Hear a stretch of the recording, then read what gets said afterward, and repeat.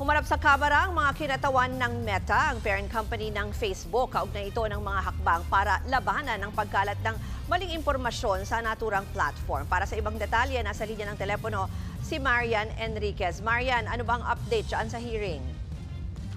Yes, Luz, patuloy nga ngayon yung ika-4 na pagdinig ng Kamara tungkol sa pagkalat ng fake news online. At sa kauna-unahang pagkakataon nga ay humarap ng kinatawan na nga mula doon sa kumpanyang Meta. Ayon sa Southeast Asia's Director of Public Policy ng Meta, na si Dr. Rafael Frankel, mayroong 3 hakbang ang kumpanya para labanan ang misinformation. Una, tinatanggal nila yung mga account at content na lumalabag sa kanilang community standards, lalo na yung mga mapanirang impormasyon.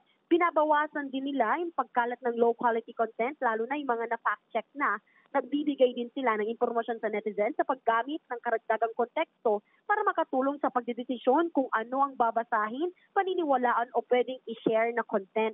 Nakikipagtulungan din daw sila sa mga law enforcement agency para matukoy yung mga accounts na nasa likod ng scam centers. Ayon pa sa Meta, nakipag-partner din sila sa third-party fact-checkers sa bansa na certified ng International Fact-Checking Network gaya ng Rappler, Verifiles at Agence France-Presse. Sila yung tumutulong sa Meta para tukuyin nga yung mga content na may misinformation.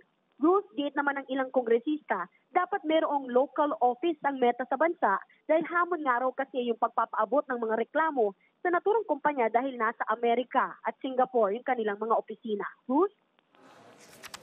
Yan po ang Express Report ni Marian Enriquez. Mga kapatid, ako po si Ruth Cabal. Maging maalam at may pakialam sa mga may init at rumaratsadang balita sa Frontline Express. Para maging updated sa balitaan, mag-subscribe lang sa social media pages ng News 5.